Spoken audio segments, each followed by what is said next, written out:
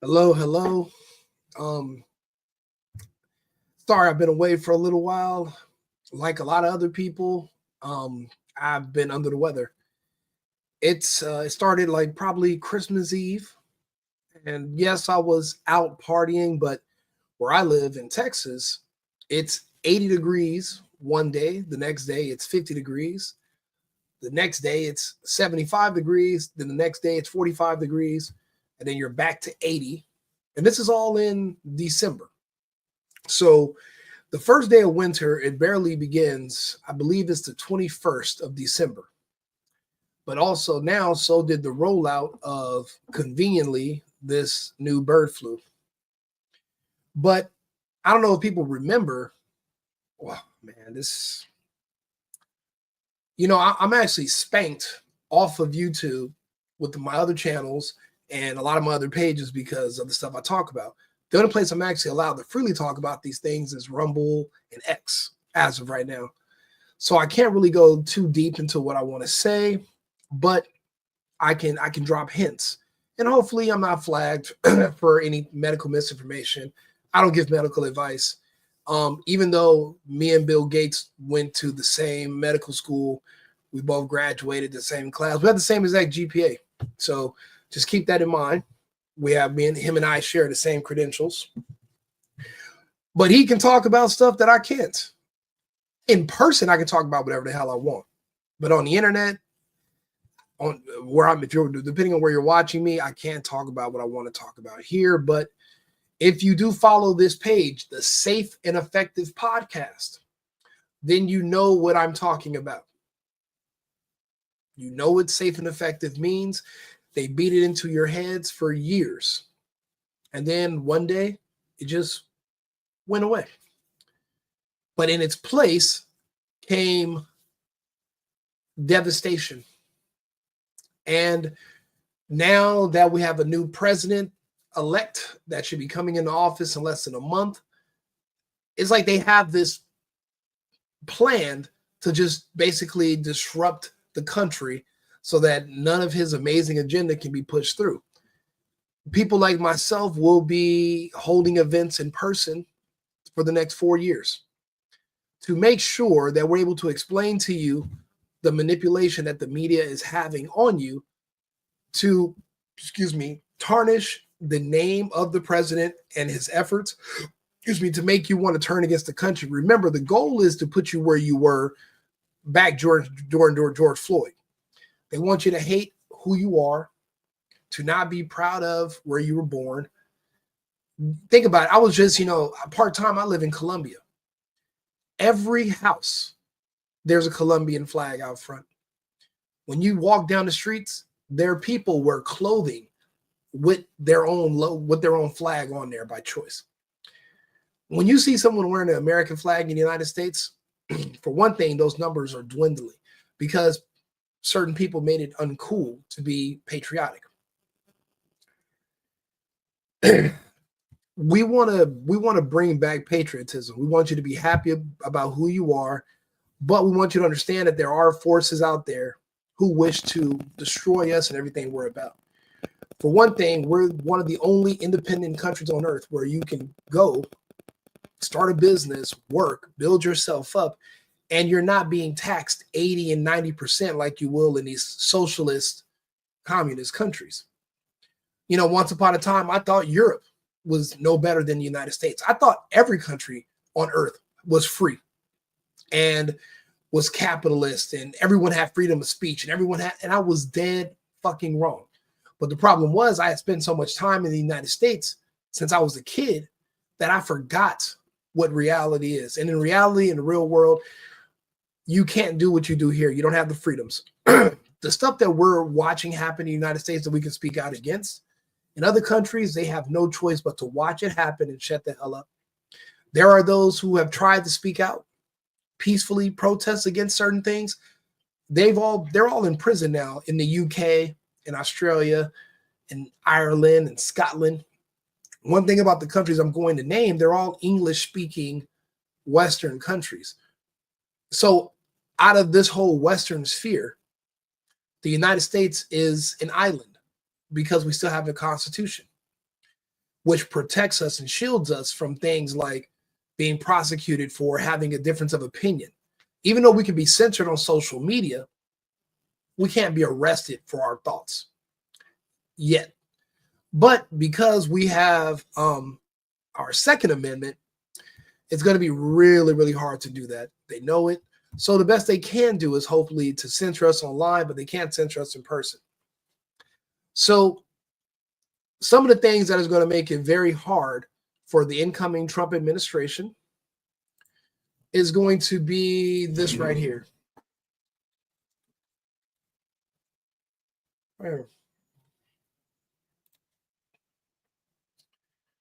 That's right here. His life is going to be the head of Health and Human Services. Peter Hotez, who is one of the sexiest men in America, according to the left. When you compare it, good news for me. Maybe I'm saying, no, this guy's like, listen, I mean, he did not want to debate Bobby or Kennedy. We ended up raising $3.5 million for him to agree to go on Joe Rogan's podcast with Bobby, and he says no, he didn't want to do it. He says it's not healthy for America for us to do it because we have nothing to debate. We were right. Here's Peter Hotez, aka Nostradamus, making a prediction. Go ahead, Rob. Here's the reason why we need to care about this stuff, Nicole, is that we have some big picture stuff coming down the pike starting on January 21st. Mr. Bloomberg. Okay, now this video he made is from over a month ago. So this is a man in December. When someone in his position is using language, now he is a joke. He is a clown. He's a puppet that works for the World Economic Forum. He pushes the World Health Organization propaganda. I'm not going to go into specifics because there is a word that we shall not say. However, this guy right here, look at what he's doing. He's going to give us something very telling. He's going to give us a timetable. Mentioned H5N1 that I'm really worried about. It's all over wild birds on the western part of the United States and going up in the north. It's getting into the poultry. We're seeing sporadic human cases, no human-to-human transmission yet, but that could happen. It's in the pretty convenient. They're doing 2-for-1s at Popeyes with their chicken sandwiches. Just a shameless plug. Cattle, it's in the milk, and that's just the beginning. We have another major coronavirus likely brewing in Asia. We've had SARS in 2002, SARS-2, COVID-19 in 2019, and we know these viruses are jumping from bats to people thousands of times. We know that they are jumping from bats to humans, or no, he said bats to birds. Who's we? How the fuck do we know this? I don't know this. I've never been out having lunch with a bird and the bird's like, excuse me, I'm going to the bathroom. Turns a corner right when a bat's walking out. Boom, they bump into each other, start coughing and snotting all over each other. I've never seen it happen. So I don't know if this is even true at all. What we have to do is take some wild-eyed, wired-haired pork chop. I mean, I don't know if you guys saw this guy on the Joe Rogan, an obvious clown, but he's a useful idiot. He'll say anything for money. He's been in the shadow with Fauci and these other grifters. I guess he was the backup guy in case somebody would have laid down the hammer to the Fauci, if you know what I mean. If he would have got a little bit of that Americana justice that we like to serve sometimes to terrorists. If he would have got that same treatment, Hotez would have been their guy. And matter of fact, since Fauci, it might have looked like a success, probably in the bigger scheme of things, they see Fauci as a failure, and he might be the runner-up. But look at what he does. He makes a very critical mistake. Year, but there's still more. We know that we have a big problem with mosquito-transmitted viruses all along the Gulf Coast, where I am here in Texas. So we're expecting dengue and possibly Zika virus coming back, or a Puche virus, maybe even yellow fever. And there's more. Then we have all this sharp rise in vaccine preventable diseases. Here, you can pause it by now. By the way, can you play the clip I just sent you, Rob? This is the one when he was on Rogan. Okay. And Rogan what he was saying, and we'll go to that clip later on, is he's saying that under President Trump, there will be a new, starting on, he literally said, there's going to be a huge rollout of everything that he's naming, all these different diseases or whatever. They're all magically going to start on January 21st, 2025. The man literally gives, matter of fact, let me find that a part of this clip. The man literally gives a date. So that's why Patrick Bet-David called him Nostradamus. How the hell do you have an exact date for when something is going to start? I asked the same question back when Fauci said in 2017 that there would be another surprise pandemic under Trump. Now Hotez is saying there's going to be another surprise that magically starts on the 21st of January. How is it a surprise? It's only a surprise if the person either doesn't know, and the only person who would know is the person who's throwing the surprise. Do you not think we know that you know that we know? Like we know that, no, we don't know that bats and birds or this, but we do know that literally you are putting this together, but you're not even the person in charge or nothing. He's a low-level guy. You know, he sits in a room, yada, yada, and he just repeats what he's told, but this is coming up. So, and apparently this is going to be a full media blitz. You think the whole Jay-Z propaganda and the R. Kelly and the Diddy, you think you were bombarded with Diddy nonsense nonstop for months? Imagine what it's going to look like starting January 21st, 2025. That's the reason why any of us in the the independent journalist space, we're just going to increase production. We're just going to, personally, I'm doing a studio situation where I'm going to just try to do as close to 24 hours a day as possible, where we can just read the headlines and just decipher them for you. We'll break them down together. Because from what I can tell, the fear is in the unknown. I remember March of 2020. The reason I had no fear is because I wasn't in the unknown. There are men who came before me who know more than me, who I trust and I respect, like Alex Jones, for example. Alex Jones in the year 2007, 2008, I remember when I first found out who he was. And he introduced the world. Well, he introduced the United States, for the most part, to people in my age bracket. He introduced us to a man named David Icke. March 17th, 2020, David Icke had a huge interview on London Real. David Icke broke down everything that was going on. You know what 2020 was. This is like in the first days. He explained everything, what was happening, why it was happening, and what was going to happen in the future and what was to come. He was absolutely right about everything. Because I knew what was happening, what was going on, the fear was gone. The fear is in the unknown. As long as we can read you this information that's coming out and give you information and help you do the research, and we can look stuff up together and talk about it, we can make these long-form shows, make them work. The goal isn't necessarily to sell you anything. The goal is not to convince you of anything.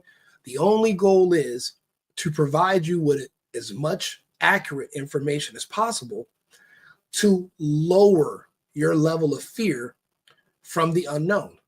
Because the more you know, the less is going to be unknown. The less that is unknown, the lower your fear levels will be, the less likely you are to make rash, poor decisions about what to do for yourself or for your family when these situations occur. Do we think they're going to let us go in peace? No. They're going to just let Trump walk right into the White House and a peaceful transition of power? No. I don't see that coming. I'm surprised it's been as stable as it has been this long. I'm not expecting that. So I plan on doing this every single day. And I'm trying to decide what hours. I'm thinking from maybe 9 at night till 11 at night, just because a lot of the other creators and other journalists I see, they kind of all stop around 9 or 10. The latest one was like probably 10 cast, and I think that's over at 9. So I want to do so by the end of the day, I get all the news from all throughout the day. And no matter what, you can always play it back if you don't want to sit here on live. But there's so much happening. There's no such thing as a slow news day. I don't know how some of these people are taking off 2 weeks during the craziest time in American and human history. I have no idea. So much is happening in such a short period of time, and we have to keep up with it so that we're not caught with our pants down. We want to be prepared for the future. Even though I agree with PBD, the future does look bright. It's only going to be as bright as you make it. It's up to you. Remember, we're all in control of our own individual futures. The future is not bright for everybody, but it can be bright for you. You're in control over it. But the only way you're going to be in control over it is if you have enough information to make the best decisions for yourself. You don't want to do anything crazy, or you don't want to fall for too much of the misinformation propaganda, because these same news stations tell you one thing today and then double back and secretly correct themselves in 3 days. And it'll be something that we could have cleared up for you the same night. So that's why I like to just read and go through the news. Like I said, again, the bird flu topic it's similar to those other topics that we cannot discuss about 2020 and 2021. You guys probably know what that is. So we're not going to get too deep into that. We'll just go over some of these other articles. For example, what the hell's going on with Jay Leno's face?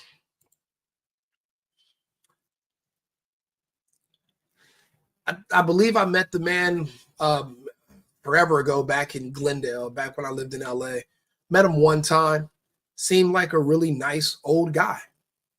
To see that someone is doing this to him, it's scary. His face is just beat to hell several different times. And, they're saying, like he fell into something, but they're asking if he has gambling debts. The man he's worth a lot of money. So what kind of debt are you in that you can't pay people that this is what's happening to you? And there's no one around them. That just goes to show, once you have money and success, you have no friends. You have dependents. Because as soon as one of your friends or family member asks you for something and you don't deem it worthy to give them the first time, they're no longer your friends and family no more. And eventually, one day, everyone turns on you and you're alone. Now, that also happens to men who are poor, but it's more inclined, but you see that pattern a lot in men who have the means.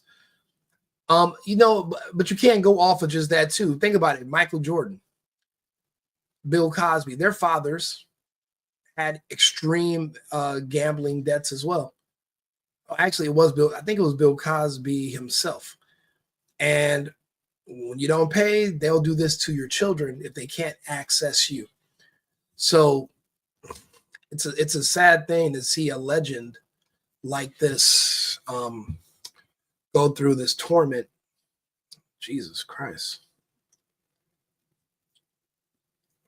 Oh, this is that fire back in 2022. That's the thing. I tell people there's no such thing as retiring.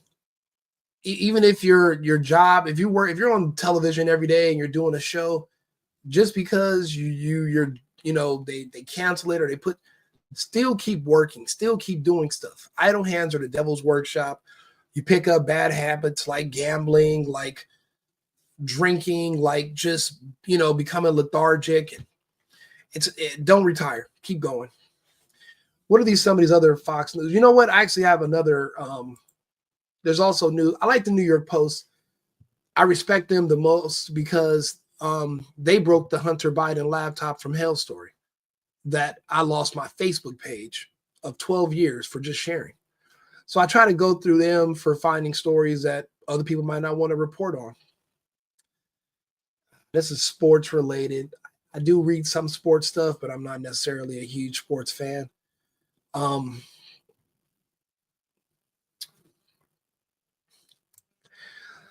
fuck. Okay, we'll talk about it. This is what I was afraid of when it comes to the H1B scenario with bringing in workers from these other countries. I just wanted to get through the election. I knew this was going to be an issue before the election because what Americans like myself were running on was we want to reduce immigration. As of right now, we don't see the need for it. I don't understand how someone in India or Sri Lanka can be better trained for a tech job than an American here who goes to school and studies in the exact same profession. As far as I can tell, it's like they're building up their own separate system, their own separate cult, where they bring in people from these other countries. And even though they become American citizens and they got these visas and they live here, they're paid less for doing work that an American would rightly, expect more for. So it's like they're bringing in, it's like they're importing their own slave class. Now, I understand the premise because they're thinking to themselves, China's going to bring these people if we don't. China's going to make them slaves if we don't. They're going to put them to work, and any advancements or any innovations that come out are going to be in their favor. The difference is China, they don't have what we have to offer, which is freedom. But depending on what country you come from, freedom isn't something you're used to, and it's not something you're going to expect. So I guess they think that if they do a little bit better by these people and they bring them here, then these people will be more loyal to the United States. But that's not putting America first, because that's not putting Americans first. There's already enough people here. You don't necessarily have to import a pool of talent. You can literally create a pool here. The only reason why you wouldn't want to pull from people here is because insurance liabilities, and they think Americans have a poor work ethic. And it just depends on which Americans you hire.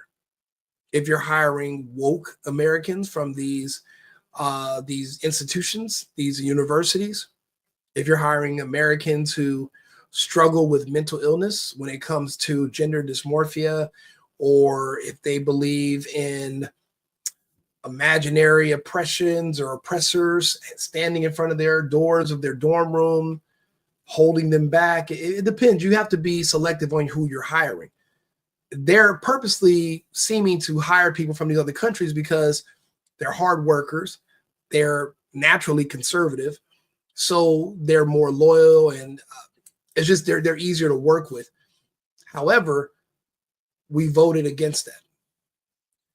Capitalism and patriotism are coming to a head. Patriotism has to win because that is what we want. Ramaswamy and Musk are both signaling that they would literally die on this hill. I do not know why. There's got to be a compromise. Trump is there. It doesn't make sense to constantly bring millions of people from other countries to do white collar jobs that there are millions of Americans that are trained to do here that literally don't have the opportunities, or they're not being hired. Yes, you can go into the private sector and do your own thing, but everyone's not built for that. And just because you're in America doesn't mean you should have to be. You should be able to find gainful employment if you're a good employee and this is your specialty. Why do you have to have that accent from India to be hired to do jobs in the United States? You should not have to. And it doesn't make any sense unless you want a pool of workers who are dedicated to you, the business, more than they are dedicated to their family and to the country that they live in. That's a crisis that we're going to come into. The men that helped us get across that line, like Ramaswamy and Musk, there's always a compromise. Everyone's going to want something. So let's hear what they're talking about. I know they brought it up on Fox, but I wanted to hear what they said.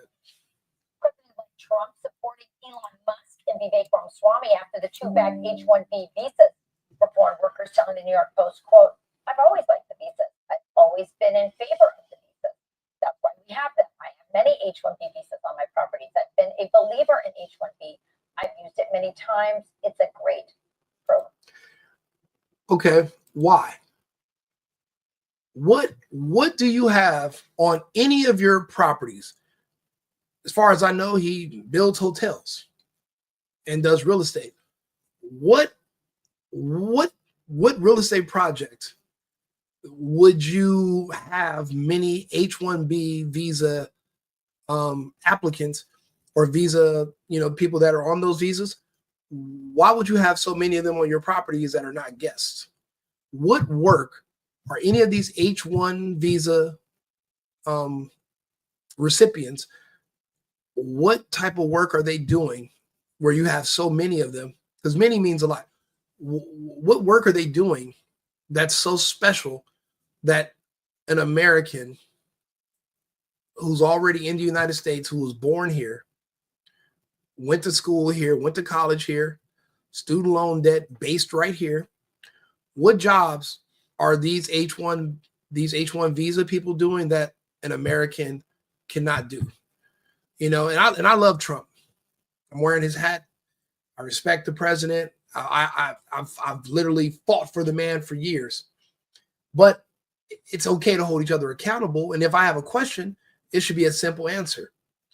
What types of jobs are these that you have so many of these people doing on your properties? You work in real estate. You work at a hotel. Even if they're doing IT, Americans can do IT. Americans do IT. Americans specialize in that. We don't need to outsource it to someone in India or Pakistan. America first means Americans first. It's not just America. But see, I'm not just America first. I'm America only. So I don't see the use of us bringing in hundreds of thousands or millions of people annually from other countries to do jobs that there's already people in America equipped to do that are out of work. There's hundreds of millions of people here. What is our job right now in America? Was it 18% unemployment? How much of that is by choice? And how much of that is because these visa people are being given priority because they accept less money? They'll sign contracts for, non-compete contracts or what is it? There's definitely a level of control here that's not obvious on the surface. But let's finish the rest of see what Fox is talking about when it comes to this.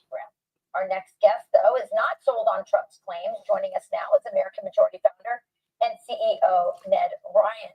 Wow, a lot of confusion around this because, as you know, first of all, welcome and Happy New Year. As you know, Donald Trump had a lot of criticisms for this program and said there were a lot of abuses of it. Elon Musk has now come out, Vivek Ramaswamy, and now Donald Trump told the New York Post this. So what is your take? Well, my take is the entire conversation started around increasing the number of H-1B visas, which was precisely the wrong place to start a conversation and expanding what is a broken and abused system. And I think a lot of people can acknowledge the H-1B visa system is broken. It's been abused. Elon posted some things last night that I think would be a nice starting point, that you have to significantly raise the minimum salary and then add an annual cost to these H-1B visas to maintain them. I think we have to get to the point, Rachel, where we make it prohibitively expensive to have an H-1B visa to really focus on having those truly exceptional people come in and use them. But Rachel, I think the thing has to be the thing that has to be discussed, the fundamental issues around this whole entire debate, is that America fundamentally is not an economic zone. We're not some global storefront. Americans should not be treated as second-class citizens in their own country because federal policy allows billion-dollar corporations to to hire foreign workers at under market wages instead of paying American workers full wages. He's right. But let's be honest here. There's nothing exceptional or better about these people that they want to bring over here than there are Americans. For one thing, these are people who do tasks with their minds. These are not athletes where only certain types of people can do certain things because they don't have the height. So everyone can't dunk. Everyone doesn't have the weight, so they can't run other humans over. Those are gladiators. Those are very specific specialty. I'm talking about people who are just using their minds. People who are doing numbers, typing reports, fixing why. There's nothing exceptional that you're going to bring some savant from another country over here to work or do in technology. These people are employees. They follow orders, they perform tasks, they work on certain groups. It's not like they're just they're just coming up with new ideas and new inventions every day and contributing. These people are drones. They're worker bees. There's nothing super exceptional about them, which would say, hey, they're actually better at this than Americans. Yeah, don't get me wrong. Customer service, yeah, Americans just aren't good at that because they want to hire the cheapest Americans they can find, and we know who those are. And those people are the worst on the phone. You don't want to call and get one of them on the phone. If you do, just hang up. That call is over. You're not going to get anywhere. But besides doing that, none of these jobs are so difficult that you have to find exceptional talent from another country. But these people are so exceptional and so advanced, but they will come over here and take a 20 or 30% pay cut than an American solely on the fact that they just don't know any better. I don't know. I don't buy it. So if we can start to frame the conversation that way and understand the system is broken, it needs to be reformed, and the American people should actually be prioritized in all things, that really is the message of America first. Absolutely. Absolutely. But what did Musk say? Let's see here. Musk. H-1B visa. Let's see what he has to say.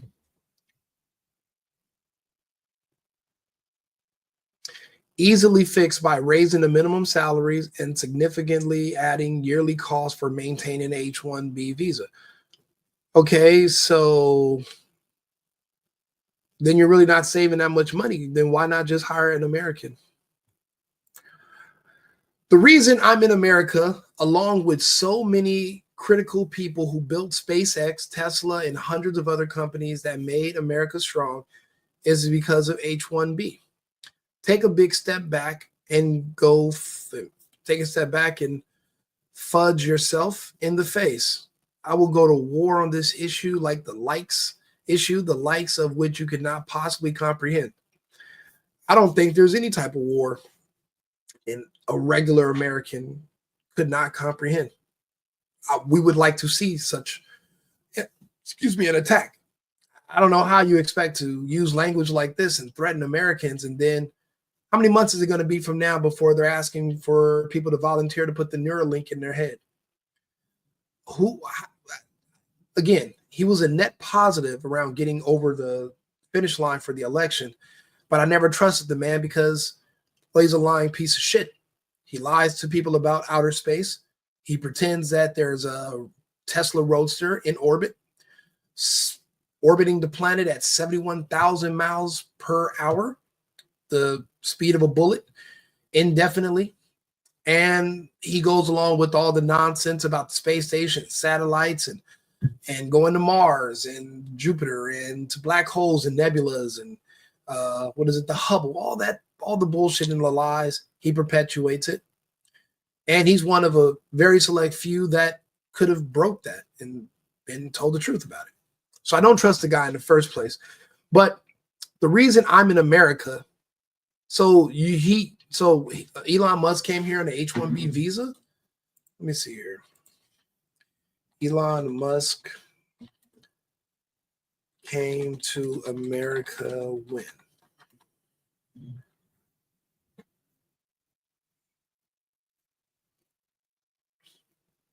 Elon Musk came to the US in 1999. So he's only been here 25 years. When did Elon Musk go to America? Musk got his Canadian citizenship the same year.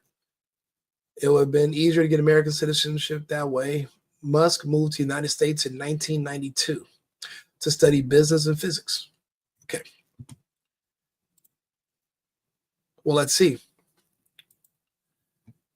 The reason I'm in America, along with so many, is because of the visa. Or are you in America because only in America could you have even opened these businesses? The same Americans you're telling to go fuck in our faces are the same people that built the infrastructure here that you could come over here and actually expand. If that wasn't the case, then you would have moved to another country, or you would have done this in South Africa, your home country. But you couldn't thrive everywhere. You can't grow everywhere. I've lived in Europe. I've lived in probably 6 different countries. I speak 4 languages, 5 technically. I know the differences between these other places and the United States. So I have a deeper appreciation for the United States. Never let these people convince you that they're here for anything else besides what Americans have built, which is an infrastructure that we fight to maintain. If he would have moved to the UK, they speak English. So he's not just there because he speaks English and it's easier to communicate. He couldn't go to the UK and where they have socialized healthcare, start a company, and the company's not going to be taxed to hell every year to cover social services. Why do you think people don't just invent? Why do you think there's not a separate Facebook in every Western country? Because they're all dumb, because they can't read, because they don't know what a website is? No. They don't all do their own thing because it's too expensive. Also, the cost benefit is not worth it. If you say you make $1 million, they're going to tax you 80% of it. So you'll probably get 200 grand of that, if even. Sometimes your taxes can be higher.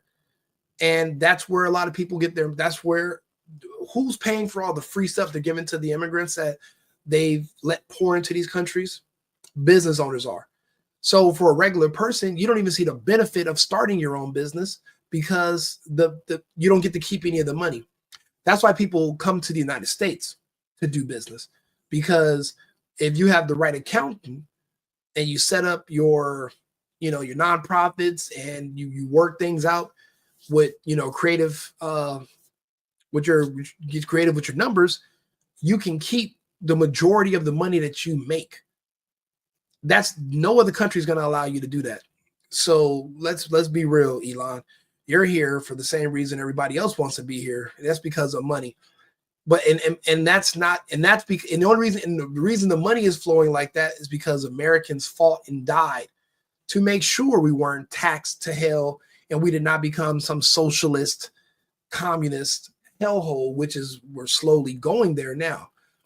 Bringing all these different people over here for jobs that Americans are already here to do makes no logical sense unless it's about capitalism and making more money, but also to ensure that these people are loyal. The problem is, an American who has the same access but even with less money than Elon, if he was in there working with Elon and a little bit of creativity, he could literally try to compete with Elon. But if you bring somebody from a third world country that you can fully control their life once they get here, you don't have to worry about them trying to compete with you later or building up a clone of something you're already doing. You don't have to worry about being someone that you're basically training the next Lyft to your Uber. You don't have to worry about that. I think that's probably what he's worried about. Americans, it's a part of our attitude, because in our head, we're like, well, if you can do it, why can't I do it? What's special about you? What do you have in your brain? What's going on in your head that makes you smarter than me, where you can figure out how to do this, but I cannot? And there's nothing. Any of us can read and learn something. Now, could I learn how to be a barber? I could take the test, but am I good with clippers? No. if I can I can go to school and learn medicine and learn how the human body works, and I could become a surgeon. Would I be good at doing surgery? No, I'm bad with details. I'm not an artist. That's not my thing. You got to go with your strong points. But anybody can learn how to do anything. And I guess when you're going to have people working in your critical systems at your company, and you don't want your secrets to get out, and you don't want someone trying to go behind your back and start their own version of what you're doing, you're going to have to surround yourself with people who are basically, they owe their whole life to you. It's like but think about it. I can understand why you would want to do that too. I get it. That makes sense. You don't want to create your own competition. You want people that are going to be loyal to you. The problem is that conflicts with America First and our America First, Americans First agenda. It conflicts. It's conflicting. And I don't know. I mean, if this guy, look at the way he's talking. Does it sound like he's looking to compromise? Does it sound like he's willing to negotiate? No, it doesn't like it to me. I don't think that's healthy. And it sucks because I really respect him. Well, to be honest, I don't like the fact that he lies about space. And he gives everyone all this false hope, and he bullshits them about 2 years from now going to Mars. There is no going to Mars. So unless you're going underwater to some place that you're going to call Mars, there is nothing. There's nowhere to go. Like Trump said years ago, rockets that go nowhere. Let's see here. Can we clear this up for everyone as well? Oh, this is what I was just saying. Elon Musk did not start here on a visa. He had a student visa that changed to a work visa. Here's a snippet of his, him making that claim, which was not true. It's not true.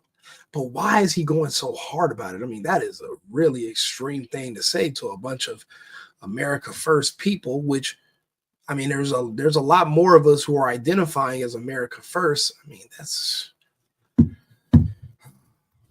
I know he's not a politician, but Jesus Christ, you're not thinking about tomorrow. You're not considering how this sounds or how it looks, or you don't even want to compromise and say, okay, maybe we'll bring over less people. Maybe we'll bring over less people on visas, but you're asking to bring. Why do you need more people on these visas? There are more people that are turning 25, that are graduating college, that are already here, that need places to work. When we talk about leaders of industry, we're talking about people who are employers, people that are employers. So I'm actually, it's a shame. Oh, look at this clown. Yeah, this whole situation with Musk it's sad. It's unfortunate. I wish it wasn't happening. But if this is what it's gonna be, so be it. Let's see here. You know who actually had a good point about this? Steve Bannon on Musk and the visas.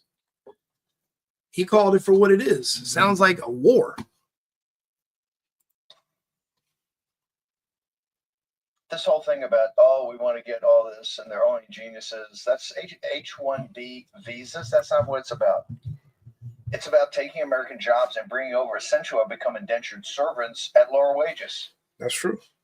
Like I told those guys, remember, hey, if you got an Einstein every 25 years, come to us. Maybe we can make an exception for Einstein. Maybe. If it's proven, the whole thing's a scam. This thing's a scam by the oligarchs in Silicon Valley to basically take jobs from American citizens, give them to what become indentured servants from foreign countries, and then pay them less. Simple. To let them into through the golden door. That's it. And that's a loophole that's going to have to close unless Americans First is no longer the agenda. And then we might as well just call ourselves Democrats. and put everybody else first. That's it. Might as well just be real. Let's be honest. Let's go back to my Safe and Effective podcast page. Kirk also spoke on this too. Contract. And it sounds good. Let's just let more H-1B in. But what about the 23-year-old that went to University of Washington and studied computer science at the UW Computer Science Department? Shouldn't he be given preference above someone who could do the work for far less? It is about priorities, and it's not about what Charlie Kirk wants. It's not about what other people want out there. And I have friends on both sides of this debate. It's very simple. It's what the American people want. And the American people overwhelmingly voted for less immigration and the prioritization of the American children and the American worker, not the American oligarch.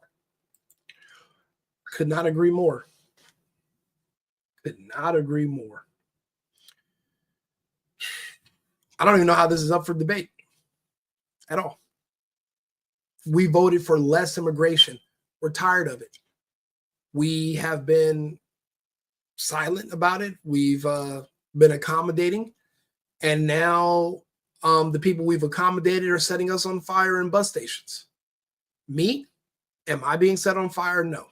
But I'm a big, strong man who possibly could, defend himself in a situation of said attempted firing like that. But they're targeting children and women with their aggressions openly.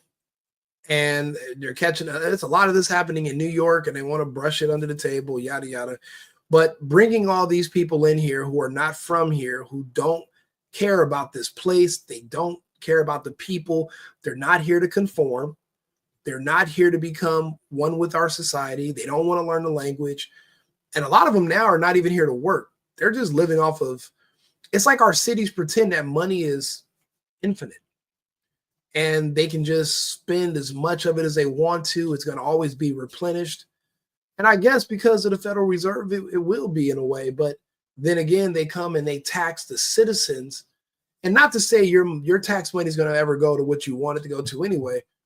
I definitely don't want it to go towards strangers.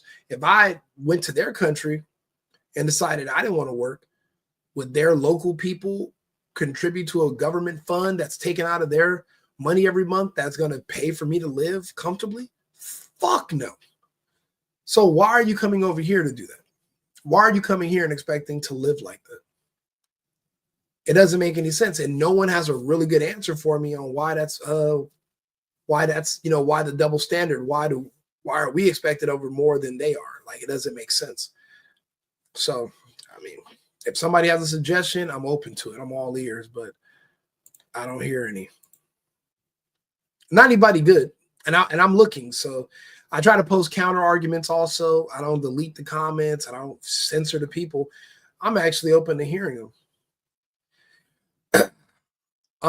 Yeah, when they talk about our poison food supply and we're like, when they talk about all the different birds, flus, and the meat flus, and Yeah, to vaccinate, who is funding our vaccination programs.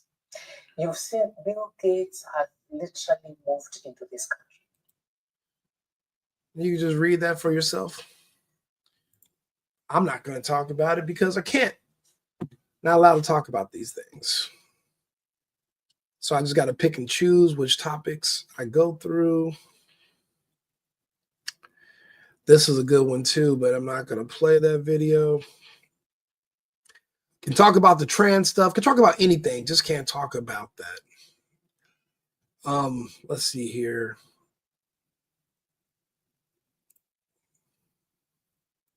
Your local transsexual. Yes, so you said your local transsexual. I just wonder where you get this idea that like trans people are being indoctrinated. Okay, so are you say you're transsexual or transgender? And tell me, is there a technical difference in the two? Oh, goodness. What about my hormones? Hormones by themselves, you can actively change. But By taking HRT, you can also stop taking the T suppressor. people are more than hormones. I mean, You got men with low testosterone. Those are called white dudes for Harris. You can have. Hello, Yeah. my name's Eve. This trans thing is, if you're a normal person, you don't realize how big this is getting until you actually sit on the internet. And then you're like, wait a minute. There's people that are actually believing this. And you would think it's a joke, but there's people that are thinking that this stuff is real. They really think that there can be a man who can chop off a bunch of stuff and become a woman. And they have no idea that 100% of gender transition surgeries have all failed. There's never been one gender reaffirmation surgery that's ever successfully changed a man into a woman, a functioning woman, or a functioning woman into a male. I mean, if you guys want to take a break and go to Rumble, I can tell you where those the fake penis, I can tell you where it comes from. And with the vagina, that thing they're calling a vagina, I can tell you what it really is. If you want to slide X with me, ClubRico podcast on X, I'll gladly tell you what it really is if you want to know. But it's not what you think. Those surgeries don't work. They're a waste of money. And all it does is before the age of 34 on average, they wake up and they hit the delete button on themselves. And if you think about it, what's the World Economic Forum's agenda of depopulation? You know, the most efficient way to do it would be just to convince people to do it to themselves. That way you don't have to drop a missile or provoke 2 proxy wars and hoping that they'll attack each other's populations. Because even that's not as effective as convincing someone that they're gay or trans, because once you realize that lifestyle for those people, on average, they self-delete before they turn the age of 34, then you understand there's a depopulation agenda. Also, if you're identifying and having those issues, if you're identifying that way, you don't have children. So there's no one replacing you.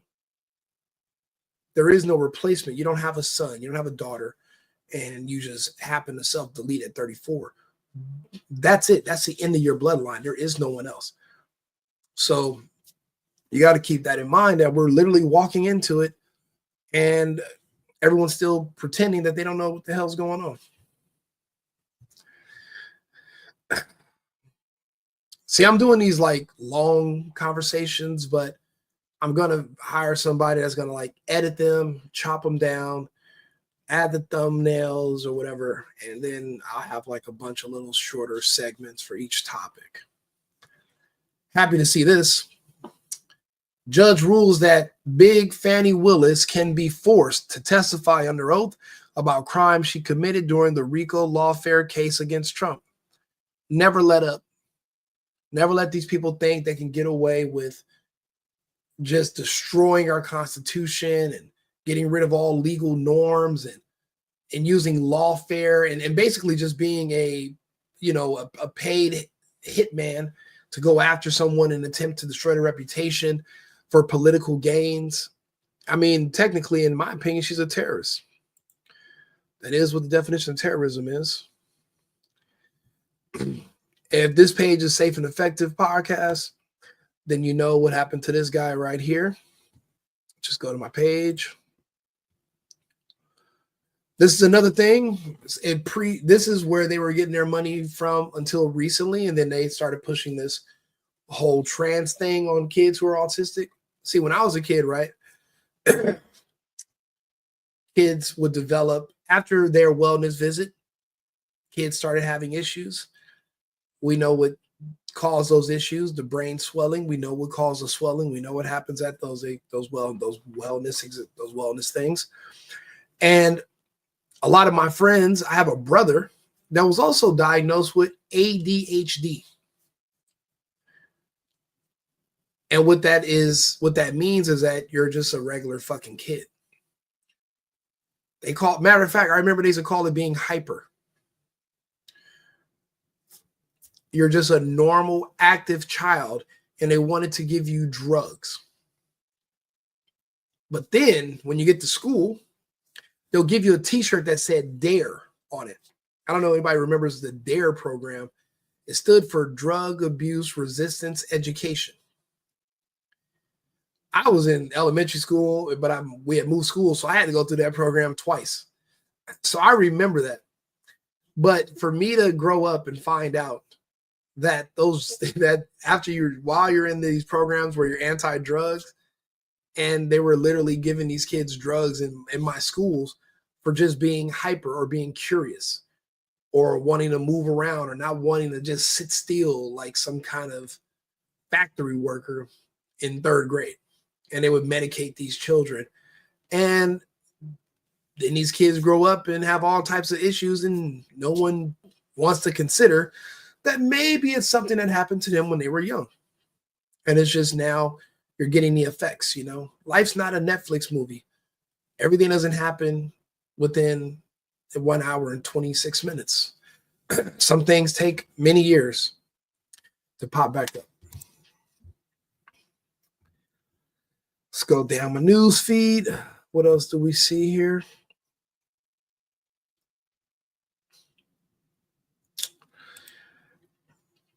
So it begins. We got 3 more months of winter. And that'll still put us before the first lockdown in 2020, which was in March. Oh. Crazy. They're lining up the timelines. If they can pull it off, I mean, they're going to have to do something massive. I know what it would take. I'll tell you on X and if you come to the Rumble page, but yeah, because right now I'm also on YouTube. So let's see here.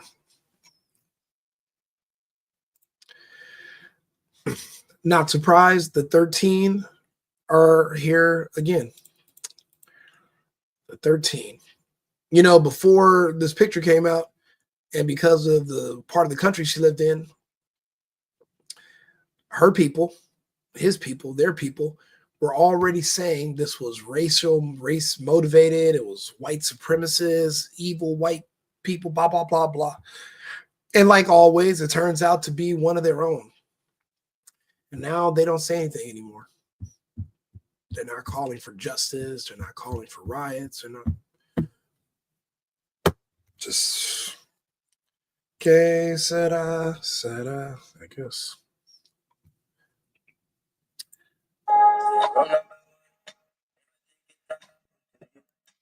If you know what the page name is, you know what this means. You can come here and read. You can read the rules. I gave people rules. Follow them or you can ignore them. I can't go into the rules yet because we're not on X or Rumble.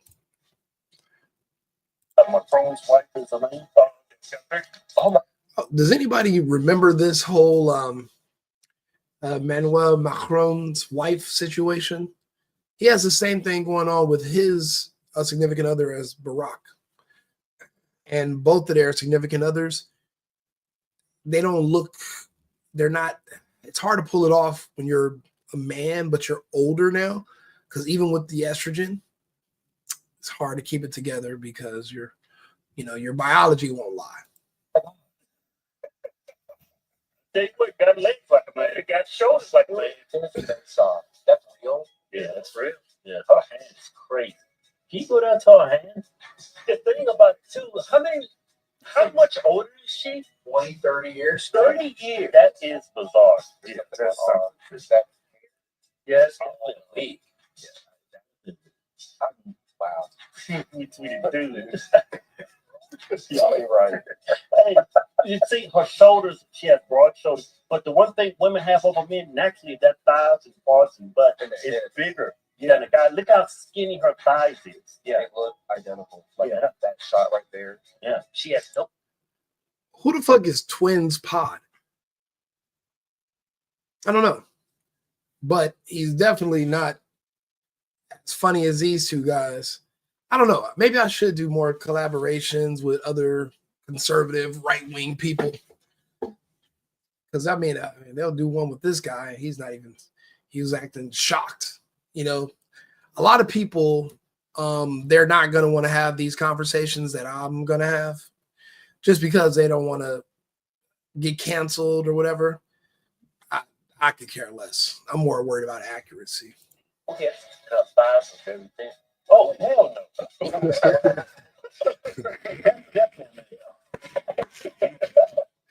E.T.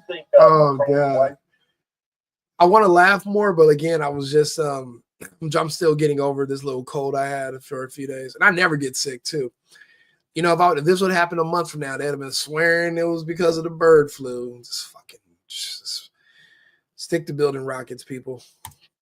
Husbands who abused adopted sons. Georgia couple will spend the rest of their lives in prison after sexually abusing 2 young boys they adopted. The rest of their lives is not enough. But also putting people on death row for 30 years is ridiculous. I don't think people get it right when they get convicted of these crimes. I don't believe that the government's always right. We're going to do another story in a little bit where you can just see where people can be arrested with zero evidence. And that makes me think that there's a lot of people in jail that are probably innocent. But these are men that are on video. It's a completely different situation. These men literally, that's what they do the LGBT. They go out and they adopt other people's children just so that they can abuse and trade pictures and sell them to other people. And a lot more of them are getting caught than before, but not enough. And I listen to this story that they're going over right now. I'm like, well, where are the fucking social workers? Because they're quick to come take kids from their parents. So where are the social workers going to follow up with these people now? Well, how did they not know this? Why? Sentenced to 100 years in prison without parole after pleading guilty to multiple charges of sexual abuse after their 2 adopted sons, including aggravated sodomy, incest, and sexual exploitation of children. The crimes came to light when the National Center for Missing and Exploited Children tipped authorities about homemade child sexual abuse material, CSAM, linked to the Zolox IP address. Investigators found surveillance footage and electronic evidence, including graphic images and messages documenting the abuse. Man who admitted to viewing this material and claimed he received it from Zachary, according to McGinley. Lawless was sentenced to 20 years, with the first 12 to be served in prison after pleading guilty to charges related to the material. He also cooperated with police as they investigated the Zolox. Officers then searched the Zolox residence, and the couple admitted to sexually abusing their 2 boys, according to McGinley. In their search, police seized indoor surveillance cameras and their cell phones. This led them to discover footage of the Zolox abusing the children. Husbands who abused adopted sons. Georgia couple. You know, this is why I respect President Vladimir Putin so much. Years ago, he banned this. You think the Russians didn't find out that gay and trans American sex tourists were coming to their country, adopting beautiful children that their parents might have passed away or some other unfortunate situation landed them in foster care? And they were, they would have their own versions of a caseworker or people that would follow up a year or 2 later. And the people are like, what kid? We didn't adopt a kid from you. What are you talking about? These kids come up dead. These kids come up missing. And you get them from another country. They don't get properly registered. You don't vet them. I mean, just look how it is. We have 300,000 kids right now that are missing that have come across the border with no parents. No one knows where they are. Can't find them. You want to know where they are? They're with men like this. See, as far as I could tell, this last election was a compromise. And there were 2 groups that made up the entire base of the Democrat Party. And there were certain, and these 2 groups had conditions that were needed to be met to gain their support. It was the Black community and it was the gay community. This is what the gay community wanted in exchange for their support and their votes. These men adopted these kids, X amount of years ago. This is becoming more mainstream. These men want access to children, but they want it to be legal. They want to say love is love. So that way there is no limit you can put on it. And then they also can be protected by the alphabet community, the LGBT. They're under that umbrella also. That's what the whole transgender, trans age situation. They get little kids like this and they say, well, this kid identifies as 25 years old.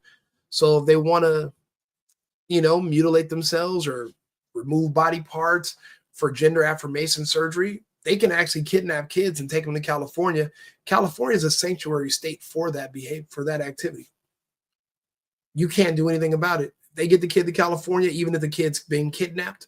They say what the kid is, that's what the kid's there for. There's nobody coming to arrest you or anything.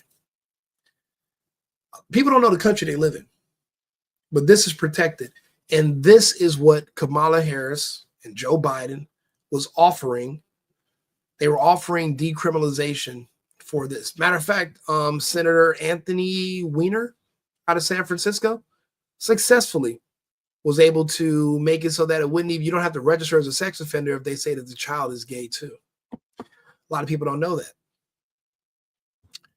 And as far as the Black community, if you've ever watched any of them, their leaders talk, they said that, well, the reason the crime rates are so high in the Black areas is because the crimes should be reclassified and the definition of crime needs to change.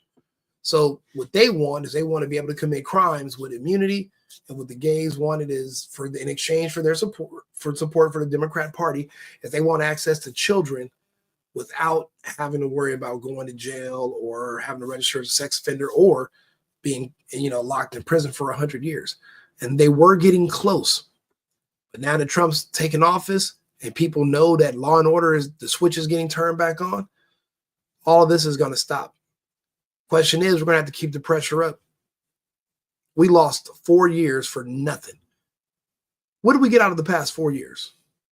Not a damn thing. Shit, if anything, we lost. So let's keep that in mind. What's this weirdo talking about?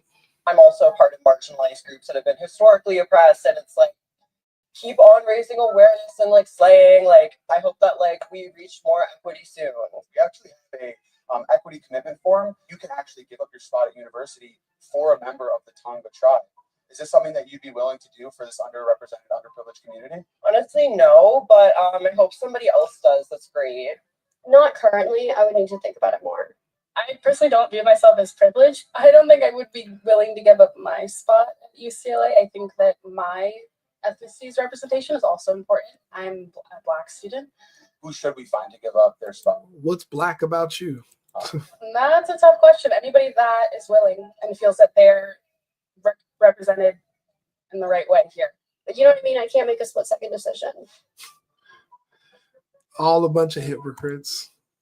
That's a funny telling video. What is do I know this video? Let's see here. Multiculturalism working. Here is what you told me. 5% yes, 95%. Yeah, but the UK don't have guns. They can talk tough and they'll probably stab you, but it's not going to cut it, buddy. They're being thrown in jail. If you're a white person and you talk out about immigration, you are fucked. They're knocking on your doors. Thank God for the American Constitution and God bless America, because that could be us right now. I remember they were doing that when you would speak out against the scamdemic in Australia and in the UK. We didn't have to worry about that here. So we're still ahead, but we can lose ground. I mean, we lost 4 years for no reason recently. So let's see here. Oh, I can't play that one.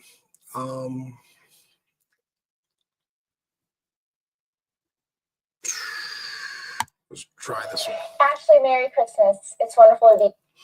This is somebody who worked on the Harris campaign. This is the money that I worked so hard to raise. I raised millions in this, and donors are feeling burdened. Let me tell you, although I might be the only one coming forward, I haven't met a single donor who disagrees with me. So what's been the response, Lindy, since you made your announcement? Vitriolic. And they say they're not a cult, but look at how they behave when one of their own dares to think for herself. The excommunication, the defamation, the public shaming, the boycott campaigns, the psychological terrorism. I no longer have comments on any of my social media because it's just too much. I don't need that. It's just endless. And as soon as you step out of line, they will get you. The Democrats haven't changed. Kamala Harris, Joe Biden, they've been this way for years. If you look at Joe Biden's career, he's been the same way. Kamala Harris has always been a horrible politician, terrible at her job, incompetent. So what the fuck were you working for them for if you disagree so bad? See, this is what I don't like. Where were all these people yesteryear? With you. This has been a long time coming. My initial disillusionment became clear when I realized that they essentially set $2.5 billion on fire. They raised $1.5 billion through the campaign, another billion through the super PAC Future Forward, and there's been no accountability. We still haven't gotten any answer as to why Oprah, a billionaire, got $2.5 million through her production company. Why couldn't she pay for it? She's an oligarch. She could have just paid for the production cost herself. Okay, why were you there fundraising if you felt this way? Why were you over there? What is you should hold yourself accountable. In my opinion, you're just a grifter. You're another low-life grifter. Good at finessing people, but magically you only have all this to say after you failed and you guys lost. So you didn't care about the children being trafficked. You didn't care about the Americans and the first line responders losing their jobs back in 2021 over an unconstitutional mandate. You don't want to speak out against any of that. But what you're worried about is a funky $2 million punk ass dollars that went to fucking Oprah when 2.5 billion was burnt up. Now you care about something you didn't care at all when it was. There's a whole lot of these grifters coming out lately, and it's annoying. It's annoying because they're just trying to save their ass. What they're noticing is that no one has a stomach to hire these Democrat, liberal, entitled idiots who have zero loyalty to anyone. They know if they hire you, as soon as there's an issue or as soon as you don't get your way, you're going to come out with a hit piece about them. Why would anybody purposely want to bring on another liability like that? There's no logical sense in doing so. I wouldn't do it. And this is a good point. My parents can't commute to India. 60% of Americans say U.S. does not need any more visa workers. Of course. Of course. Doesn't make any sense. Because think about it. Once you bring in one person that is a worker, they got a whole family full of bums who don't want to work. This is the main problem. I have 7 children. So, it's many children together. So the problem is very hard for me to go from one shelter to another with 7 children. And some of those shelters don't want to accept me because the amount of children I have 7 children. When they find out I have 7 children, they don't want to take us. Also, another problem that we have, the children have a benefit. Okay. We have people that are already in the United States have children as well. Why would you move kids to another country and expect anything besides having to bust your ass to take care of your kids yourself? It makes no sense. And now he's a translator. She's the mom. And she does not want to work. She's here with her children. She's not working. She's complaining about no one wants to give her free stuff for her kids. There are millions of people that look like her already over here who also have the same issue that we already have to make accommodations for the rest of their lives. They will never not live on the government. They will never not live in government housing. They will never not be on welfare. They will never not be on food stamps for the rest of their lives. There are communist communities, communes that are already living inside of a capitalist society, and our capitalism funds their lifestyle. And she's just sitting there. Who brought her here? How did she get here? Whose responsibility is it now to take care of her that she is here? Actually, you know what? I do know somebody that really would like to take care of her. He's a good friend. I'm actually going to pass her number on to him. His last name is Human. He will definitely provide some shelter for her and all of her kids, and he will keep the family together. He will absolutely keep the family together. This was a funny video. Sounds good. Anything else? That's it. Sounds good. Just got to ask you a quick question on the screen.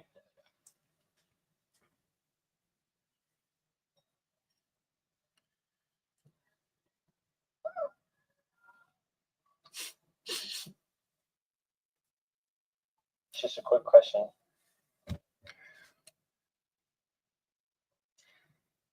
Thought so. Sounds good. Anything else? Bro, going to Starbucks is not what it used to be. I love these videos too. He's sitting there talking about Obama's birth certificate, which we knew was fake many, many years ago. People are only barely finding out about this. You guys thought you thought they tried to get one over on you with Kamala Harris pretending that she was black? No. Imagine when they had to pretend Obama was an American born in America and Big Mike was born a woman. But they had to do it with words because they have no proof. They can't show you nothing. So they have to basically shame you. It's the same thing they did with Kamala. Remember, they were like, remember when Obama came and chastised everybody and said, y'all, you guys are misogynists. That's why you don't want to vote for a woman and blah, blah, blah. And people were like, fuck you. They did the same thing. They tried the same way of shaming you into submission. That wasn't the first time they did that. And now everyone's starting to look back and say, well, what else did Obama do this about? It was about his husband and about this birth certificate situation too. Terrible pal that's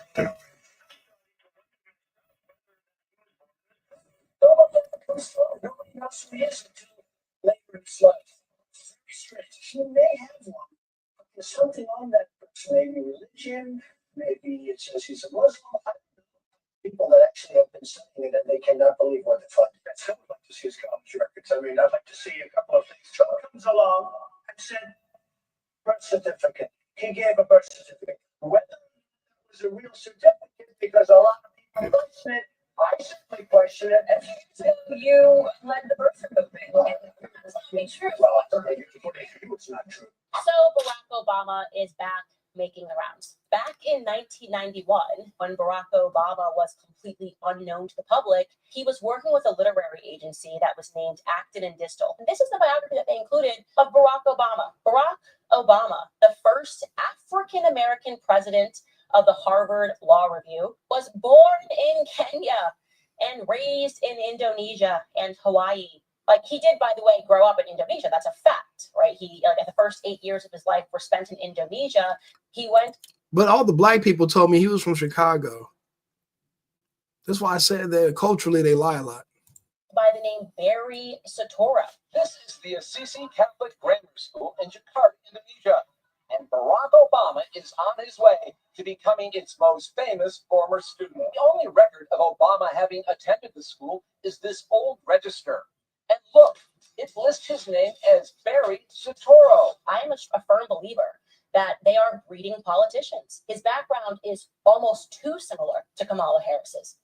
They tricked you. Oh, you know what's crazy in the UK? The next three people that were actually in line to become, I believe it's prime minister there, they're all South Asian also. And actually, in Ireland and Scotland too, it's like this South Asian connection pattern. Let's look at the rest of it. They didn't tell you that to be black is to be controlled. Do you know what Barack and Kamala have in common? I'll tell you, they're not black. You see, they convinced you all that you don't need a nationality and that bloodline meant skin color. Your passport says that your nationality is American, but they told you all that you were black or African American, whatever that is. You see, what's funny is that you all are fighting. Yeah, what the fuck is African American? If I look at a passport, I've never seen an African American passport that tells people where is the country of Africa, America. It's like I've never seen that place on a map. Maybe it's somewhere in the South. I don't know. But to not be a part of the country you were born in. And the only reason you all are able to be successful while being black in America is because America is just that great. If you were in any other country, not wanting to be a part of that country, speaking against that country and its government, I guarantee you would have a rough go with your life. But anyway, everybody has the right to choose a nationality. That is a human right. But you all don't even have enough sense to do that. You all want to base everything, your entire existence, on a color that's not even your skin color. So if you want to be the president or the vice president, you will not be able to be that as a black person. Here, I'll just type it in, enter, here you go. Obama certificate, long form PDF. This says the White House or the Obama White House archives.gov. This is the official .gov website. Okay, this is Obama's birth certificate supposedly. But what I'm about to show you is gonna blow your mind. Like I'm downloading it right now. We're downloading it. Let's bring it up in the files. You know, I've done this a few times now at this point. I won't waste too much of your time. It's a completely edited document. He shows that the entire document is a forgery, and they just put it in this archive because they didn't think that anybody would ever go through there because people are so afraid of being called a racist or anti-Semite that they will not say anything most of the time or look into it. But I think people are getting over those terms because those terms mean nothing anymore. They're used so much that because it's just a way for someone to try to control you by calling you a name and threatening you. And now it's losing its power because people don't care anymore. Because now it's the truth and accuracy is more important than feeling good or virtue signaling. So the world is healing. Let's see here. Oh, I definitely want to go over that, but I can't. I want to go over this story too. I can't. Okay, this right here. Surveillance video presented during the trial showed the Dallas anesthesiologist repeatedly taking bags out of a warming bin and then putting them back. Prosecutors say Ortiz injected dangerous drugs into bags at a North Dallas surgical center, causing 11 patients to suffer cardiac emergencies in 2022. Evidence at the trial showed at the time of the emergencies, Ortiz was facing disciplinary action for an alleged medical mistake during one of his own surgeries. One doctor died after taking an IV bag home to treat herself for dehydration. That physician was Dr. Melanie Kaspar. In the trial, her husband, John Kaspar, testified he tried to revive his wife with CPR before paramedics arrived, but was unable to. Then 18-year-old Jack Alderstein also received one of the tainted bags. His doctors testified he nearly died on the operating table. Ortiz was convicted at the trial in April. Surveillance video presented. How many of you know someone who passed away in a hospital randomly out the blue when you're in the place where you're supposed to be so that this won't happen? You're supposed to go to the hospital to stay alive. And you don't even, I mean, you got to think about it. Whoever pulled this video and did this forensic investigation where they're watching him do this, they could have deleted the video. They could have thrown it under, they could have thrown it, you know, they could have just made it seem like what he was doing was normal or wasn't nothing. Someone literally watched this man and they went back 2 years to collect surveillance footage, and they probably watched this man, at work in this space. They probably watched thousands, tens of thousands of hours of doing this. I mean, you know, medical professionals, they live at work. Somebody really did a good job investigating him, but I wonder who else didn't get caught. How many other psychos are like this in these hospitals? How many other people they're telling you, well, this is how grandma died. This is how your cousin died. This is how, you know, your mother, she had a coronary event just right actually after the procedure. They're not even thinking that somebody is injected. But I wonder, what is his motive? You know, I remember when I would go to a mechanic, one of the first fights I ever got into, actually, my grandmother was like 88, 89 years old. No, probably like 85. I didn't know how old she was. I was like a teenager, and I thought she was way younger. And she had a mechanic she used to go to. Every time she leaves a mechanic for one issue, her car breaks down a week later and it's a new issue. And one day she's like upset, crying, and I'm like, what's wrong? She's like, my car, every time I take it to the guy.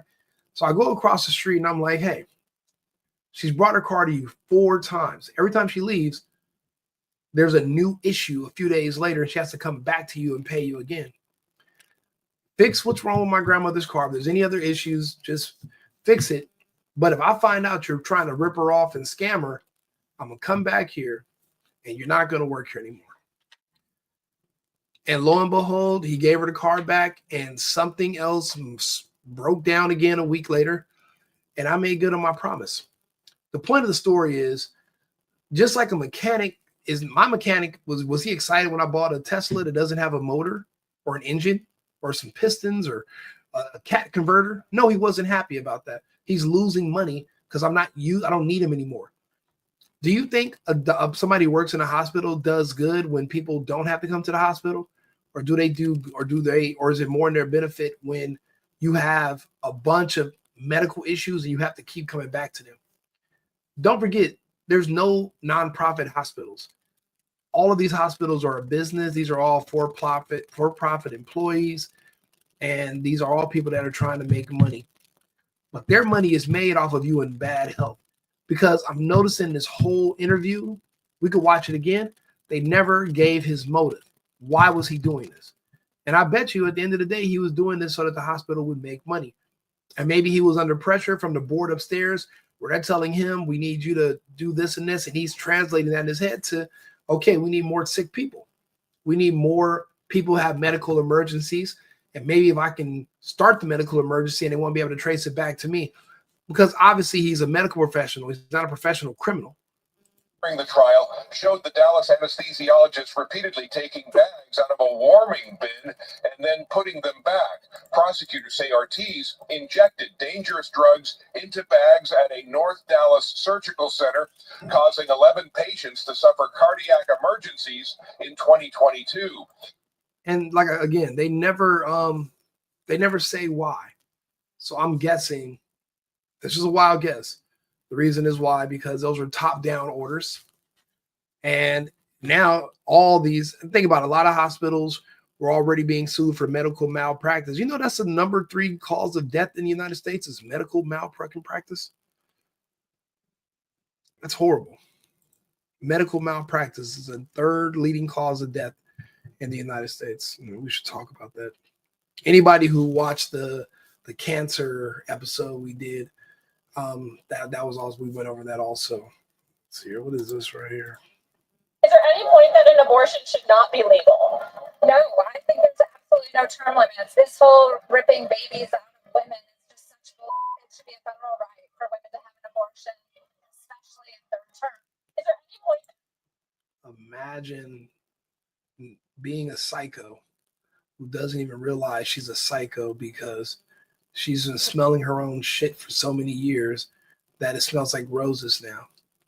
And the men in her life probably wanted to sleep with her or didn't want to argue, and they would just let her say these things without correcting her, telling her, hey, that's sick and you should have a different view on life, or just, basically compliance. Silence is compliance. These people, when you talk to them, they don't even sound like no one's ever told them that you sound like a maniac.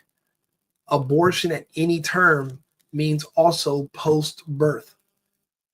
Post-fucking birth. That means after the birth. That means the child is born and they keep them comfortable. And then they go in the other room, and then the parents and the doctor discuss whether we're going to commit infanticide or are we going to keep the baby because maybe we don't want another girl. Maybe we don't want another boy. We're shooting for something else. And they keep the kid comfortable until the parents decide if they want to kill it or not. And then for all you know, they don't even kill the kid. They whisk it away somewhere. They can sell it for parts. They can sell it for sex for all you know. And that's reality of where we live. And you know what? And more proof that these schools are worthless and pointless, and your kid's only going there to become an activist anyway. So since if they run out of things to be activists about, they can also do this. Erotic dance, sex work, and queer spaces can be their studies now. At Princeton.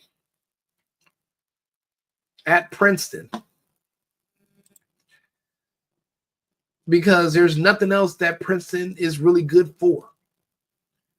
The veil of, go to these schools and you're going to get a good job and you're going to be able to afford to pay your student loans. There's nobody in their right mind who's been watching people begging for assistance. You know how many people thought they were going to get their student loans paid off if they voted? Because that's what the guy that's president right now. I remember back when he said, hey, you vote for me, I'm getting your student loans forgiven. I'm paying your student loans off. I remember when he literally offered to buy those votes, and we were all, normal people were like, wait a minute, you can't do that. Because what about the rest of us who paid off ours or didn't have them, or we did the right thing? Do we get a rebate, tax credit? They had no suggestion. They had nothing. So why would you want to give away? Wait, that doesn't make sense. So there was never going to be any student loan forgiveness. So though, but think about it.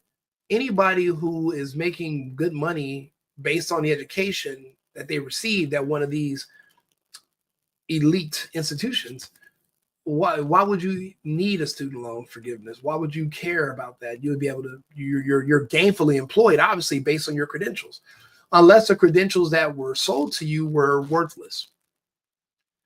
And in that case, well, then you're going to need help with your student loans because they were worth jack shit. The education was worth nothing.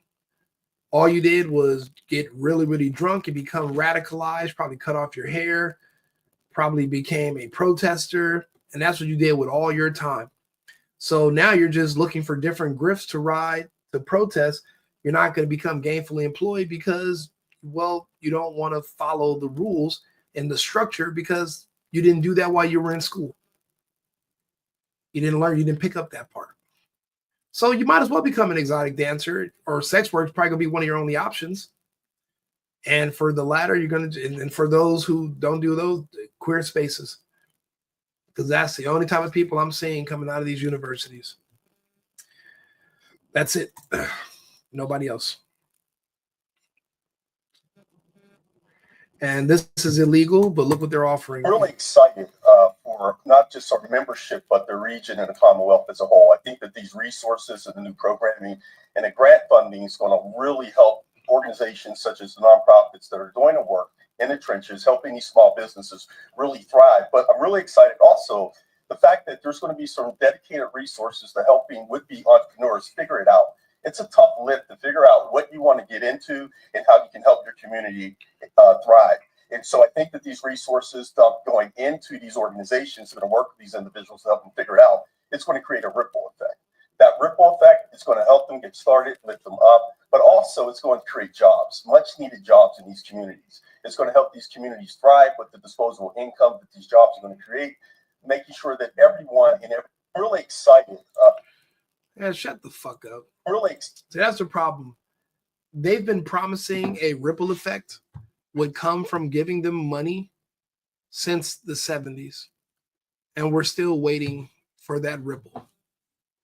The only ripple effect that we're seeing is in the areas where they live, the ripple of all the businesses and the quality of life going down and all the businesses closing in their 20-mile radius of where they are centered at and where they all congregate. The ripple is of destruction, death, and murder, and mayhem, and loss of business and loss of opportunity around them. That's it. That's the only ripple that we can actually see, and we can measure that ripple. The rest of these are just nonsense. Remember, they said, oh, yeah, it's going to boost jobs and it's going to give back to the community and the community this and put in the work and the trenches and all those fucking lies and key buzzwords. It's all bullshit. None of it's true. He's a scammer, just like the other ones. And that's all they're doing is just trying to find a way to shame you into submission and scare you into giving them stuff. And pretending if you don't is why someone who looks like him is going to break into your house. A guy who looks like a walking dick is going to just walk into your house and steal your television. But even with all those grants and funding, they were going to do that anyway. There's really no way around that. And actually, that's a really big problem that we have to talk about in one of these lives. Actually, Adam, this is one of the, and I don't really agree with this guy most of the time. I think he's the weakest link on the PVD podcast, but I understand why he has to be there. There needs to be some balance. You got to have at least one Democrat liberal who lives in the crowd and just believes everything that, corporate says. But he brings it up. In this entire conversation, and I'm going to say it, what's the common theme that's going on in California? It's not just Californians. It's not just women. It is specifically Black women. And I love my Black brothers and sisters out there. But let me say this, PBD, how many times have we discussed the biggest problem in America, which is the lack of a father in a home? Who's leading the league with single mothers? What is African Americans? Okay, in America, 25% of all homes are born to unwed mothers. I think we're leading the league in single parents. The stats are showing that the world, 7% the world with single parents, 25% in America. So then you have a situation. He's so nervous to talk about the protected class. He's fucking shaking as he speaks. But he's brave to bring it up in the first place, which I appreciate and respect. The stats show whites, 30%, I believe, are born out of wedlock. The national average is 40%. Latinos, my Hispanic friends, 53%. My Black and African American friends, 72%. If we want to improve what's going on here in America, we need to. I didn't even know they had a chart like this on Statista. The U.S. has the highest share of single parenting. I'll be honest. Can you even call what's going on parenting? Does it seem like these kids or these people have parents? Have you ever met them? Not really. No one has. Bring the father back into the home. Probably said. Yeah, the father should be there. And, these people, but culturally, they don't believe in fathers. So it's not really that's not an option. And when you try to come up with a reason to explain it away, that's also called an excuse. You can't keep doing that. These are adults. When you make excuses for adults who have poor decisions and poor behavior, it really does a disservice to them because no other group is given that grace. But when you baby one particular group, you make them weak, independent, And it's just like a child. They'll never move out and grow up and be on their own. They're always going to be up under your teat.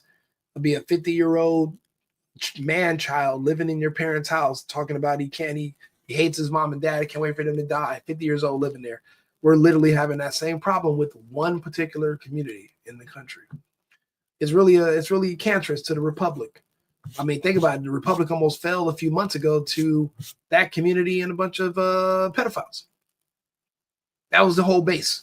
There was no one else going for them. That's it. BLM and pedophiles.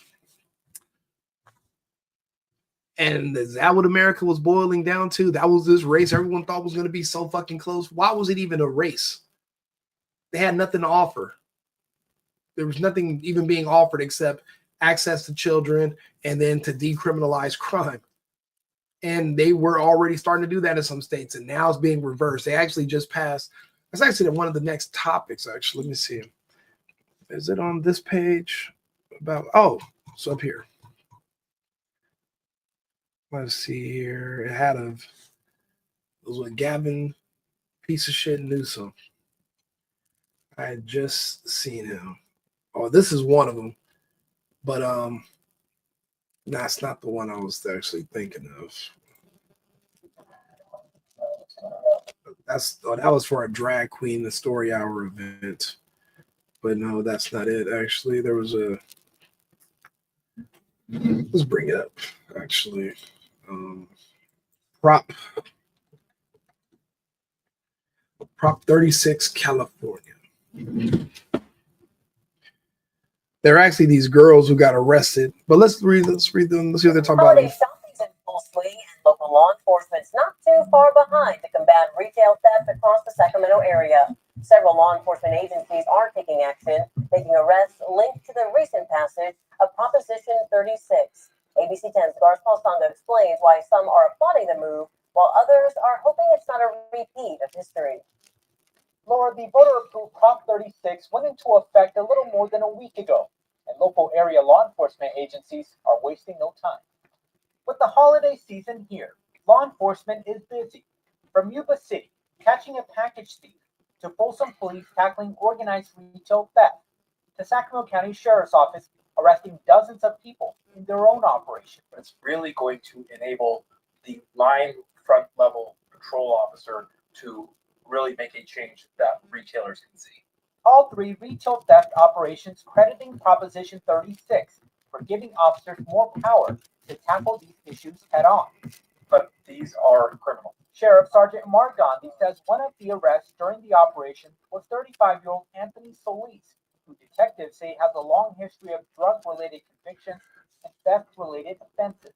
And now that Prop 36 is passed, obviously, there will be some actual, hopefully, real results for some of this. Sacramento County District Attorney Tian Ho said earlier this month his office will use Proposition 36.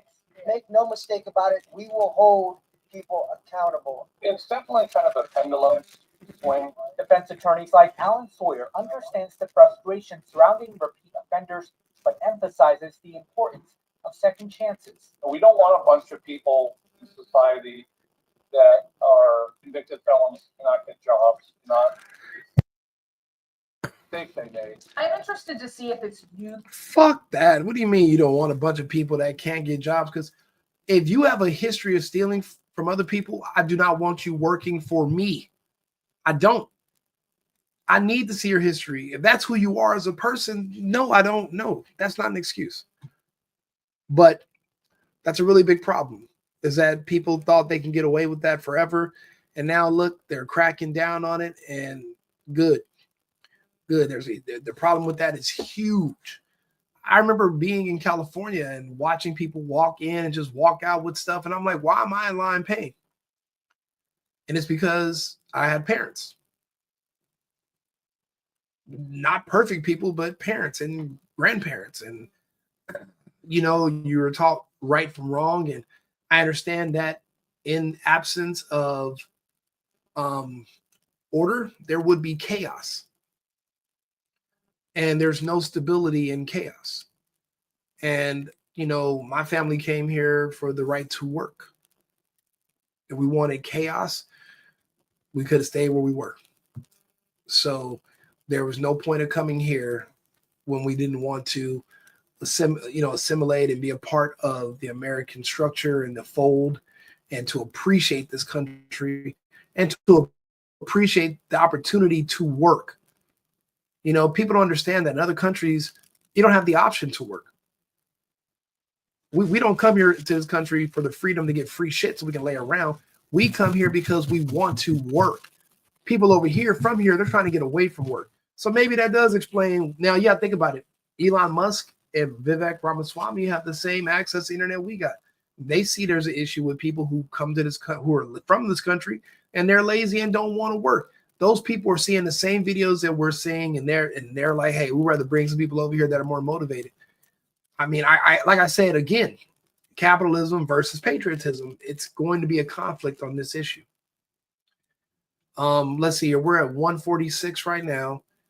I'm gonna clip it here, and then I'm going to start another one. I'm gonna grab something to eat. We're gonna start another one and just go over this stuff that's on the news and just go over different topics, and we'll go from there. So I'll be back on shortly. Thank you for tuning in, and I hope you're still around when I get back.